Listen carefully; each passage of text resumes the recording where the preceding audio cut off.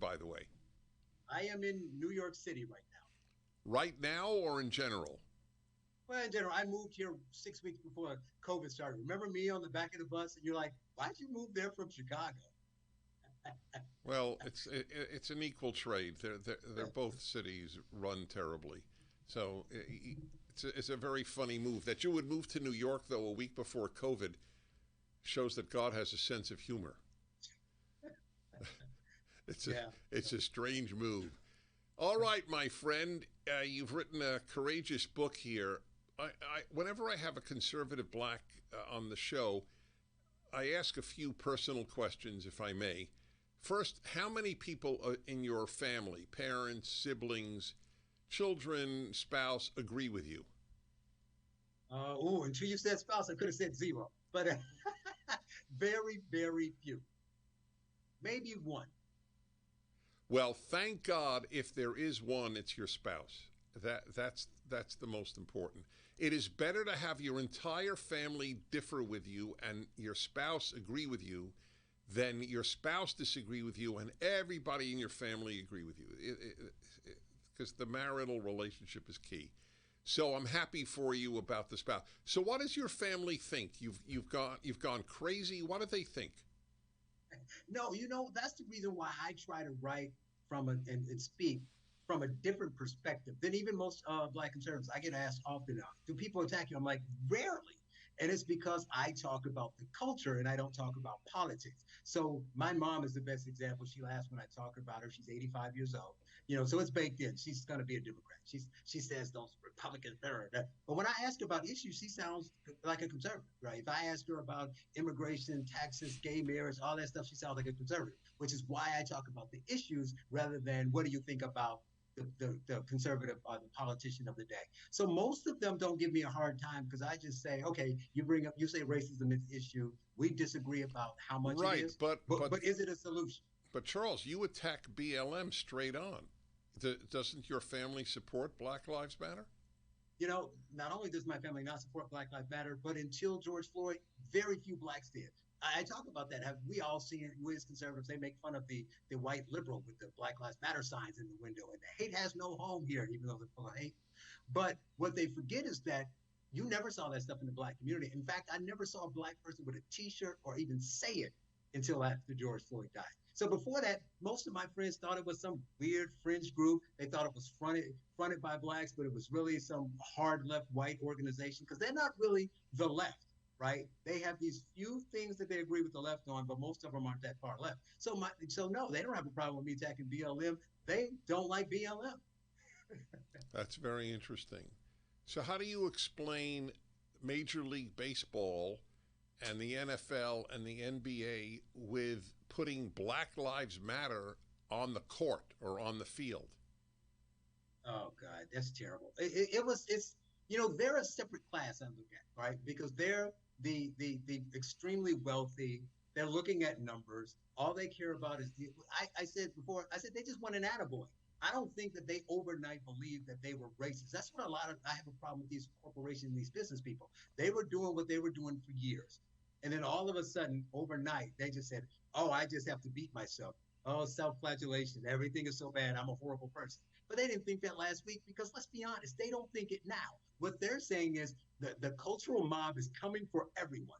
I'm an old middle-aged white man, so I'm the main culprit. So if I say what they want and throw them a little something, they'll leave me alone. You really think somebody who, especially someone who didn't grow up rich, who got rich, became a CEO of a major Fortune 500 corporation, doesn't like capitalism? So all of a sudden they think the government should run everything? Of course they don't. They're doing it because it's the massive extreme level of virtue signaling.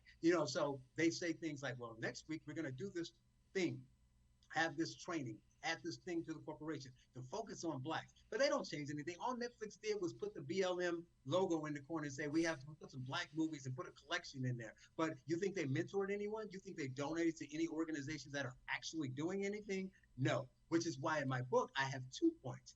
I think you're wrong, and I explain why clearly. But then I also say, let's give you your argument. Let's assume you're right.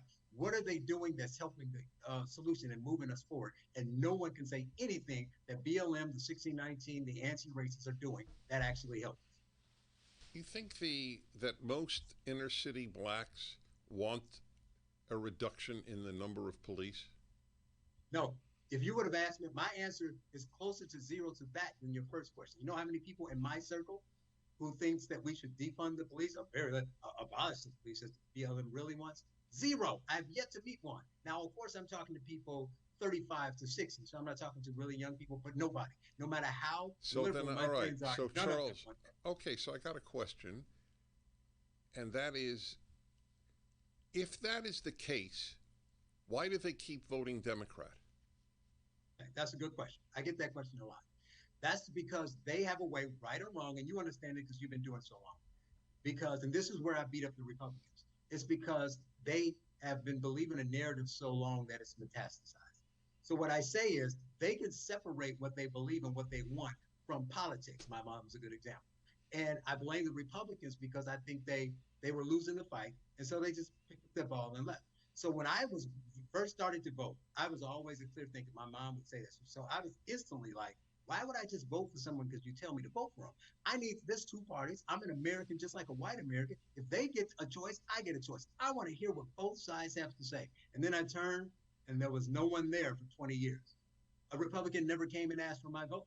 So guess what? Me, who's never been a liberal, never voted for them for like 15 years because they didn't ask for my vote. So what happens is, what I tell Republicans is it's a bigger problem than that. It's because if you don't say anything, then Nancy Pelosi and AOC or whoever their equivalents were 20 years ago get to speak on your behalf. So they tell the black community what you believe. You're not there to say it's not true. So then we all just believe you're racist. So we say, I don't want high taxes, especially the middle class black. I don't like crime. I don't like this Yahoo who's running on the Democrat side. What's my choice? Vote for a racist? That's why. Yes, very effective answer. I will tell you a small story, and that is, I remember presidential campaign after presidential campaign, the NAACP would invite the Republican candidate for president to talk before the NAACP. Almost everyone refused to. They said it wasn't worth their time because the NAACP will just be Democrat and liberal anyway. And I thought I would pay serious money from the Prager family bank account to speak to the NAACP. It was a total puzzle to me that Republicans did not do that. Oh, it was terrible because you may not convince the NAACP, the people who run it, but you don't know who comes to listen to them speak. You don't need to change every mind every time. You need to change 5 minds and keep going. But now, because it got worse, here's the problem. They can do it now, and sometimes they'll invite them, and sometimes they go, and they're like, I'm going to be the Republican that makes a difference. I'm going to go. But it's different because when you go, you only go through an election year. So now the average black person is like, yeah, he went, but he only went because he wanted my vote. So it doesn't seem sincere, even if you are. So the key is for the Republicans to just, they know what they do? Cost investment, go to the neighborhoods where it's not that expensive, get a 1,500 square foot place, rent it, and just be there all the time. That's what you do. And talk every time something happens. Do you have any idea, and I'm not expecting that you do, but do you have any idea how blacks in general, and it may not even be fair to say blacks in general, although if you asked me Jews in general, I'm a Jew, and I know the Jewish community, I could answer that. So I'm inviting an answer, we'll take a break, but I'm inviting an answer to the question, how did they react to Donald Trump saying, what do you have to lose?